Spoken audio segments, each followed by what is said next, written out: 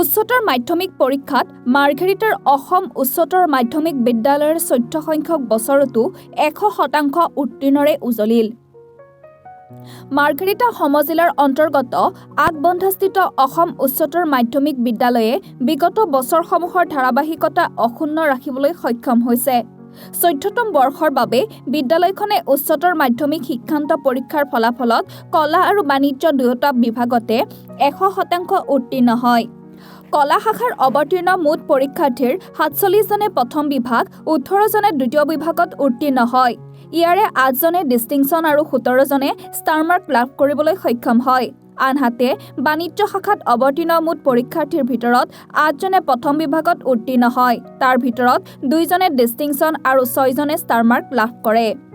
দুয়োটা শাখাতে 14তম বৰ্ষৰ বাবে 100% উত্তীৰ্ণৰে উজলিবলৈ সক্ষম হোৱা বিদ্যালয়খনত এতিয়া উৎসৱমুখৰ পৰিৱেশ। মাৰ্ঘেৰিটা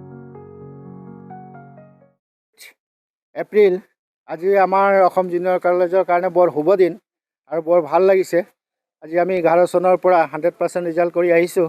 এই বছৰ তাত মানে খুব বেছি ভাল হ'ল। মানে এই বছৰো আমাৰ 100% ৰিজাল্ট।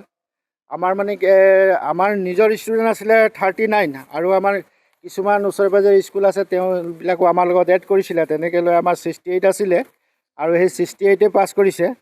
কিন্তু আমাৰ অসম জুনিয়ৰ কলেজৰ যিটো 39 ষ্টুডেণ্ট আছিলে 100% ৰিজাল্ট হৈছে। তাৰে ভিতৰত আমাৰ কমাৰ্চ আৰু আৰ্টছৰ মিলাই 34 ষ্টুডেণ্ট ফাৰ্ষ্ট ডিভিজন আৰু আৰ্টছৰ অকল মাত্ৰ 5 জন ছেকেণ্ড ডিভিজন পাইছে।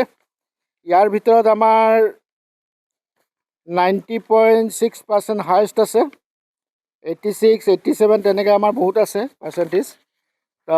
আৰ্টছৰ আপোনাৰ ডিষ্টিংশ্যন আছে 7 আৰু ষ্টাৰ মাৰ্ক আছে আপোনাৰ 16 আৰু কমাৰ্চৰ আছে ডিষ্টিংশ্যন আপোনাৰ 2 জন আৰু ষ্টাৰ মাৰ্ক আছে 4 জন।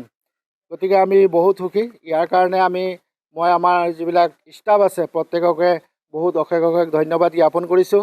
লগতে অসম জুনিয়ৰ কলেজৰ প্ৰিন্সিপাল মিষ্টাৰ পিংকু কলিতা আৰু আমাৰ বাইদেউ আছে এই নম্ৰতা পাদুন আৰু লগতে আমাৰ ষ্টাফবৰ্গ, এইখিনি গোটেই ষ্টাফবৰ্গ আমাৰ এইবিলাক ষ্টুডেণ্টবিলাক। গতিকে আমি মানে আজি বহুত সুখী। ষ্টুডেণ্টবিলাক কি কোৱা তোমালোকে আজি? গতিকে এই আৰু আমাৰ ক'বলগীয়া আছিলে আৰু আপোনালোকৰ আশীৰ্বাদ বিচাৰোঁ যাতে অহা বছৰো এইদৰে ৰিজাল্ট হয়। আৰু আমাৰ এটা মানে গৌৰৱৰ কথা কি, আমি 3rd ডিভিজন আহক, 30% আহক, সেইবিলাক ষ্টুডেণ্টক আগে এডমিশ্যন দিওঁ আৰু ফাৰ্ষ্ট ডিভিজন ছেকেণ্ড ডিভিজনবিলাক চিট থাকিলেহে পাব বা আমাৰ দিব পৰা চিট হ'লেহে আমি দিওঁ। আৰু আমাৰ ৰিজাল্টটো লাগে মানে 80+। ঠিক তেনেদৰে আমি এইবছৰো 35, 30 এনেকুৱা পাৰ্চেণ্টেজ ৰিজাল্টবিলাকো, যিজন আমাৰ টপাৰ হৈছে 90, তেওঁ 60% লৈ আমাৰ ইয়াত আহিছিলে, 60% পইণ্ট ছামথিং লৈ আহিছিলে, তেওঁ 90.60 পাইছে, ধৰি লওক 91% পাইছে। তেনেকৈ প্ৰত্যেকজন ষ্টুডেণ্টৰে মানে পাৰ্চেণ্টেজটো মেট্ৰিকতকৈ বাঢ়িছে। সেইটোৱে আমাৰ মানে মেইন ৰিজাল্ট। অকল ডিভিজন লৈছে সেইটো নহয়। এইখিনিকে ক'লোঁ আৰু আপোনালোকক। পাইছানে ফলাফল?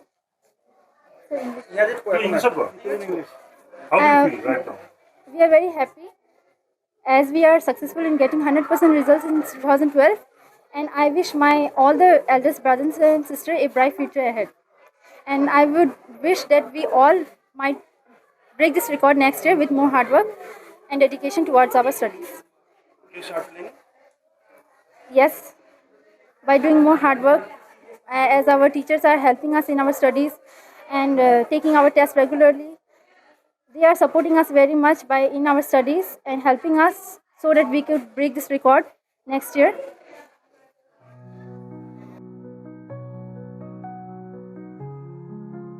মাৰ্ঘেৰিটাৰ পৰা অভিজিত কাকতিৰ ৰিপৰ্ট, এনি ভাৰত 24।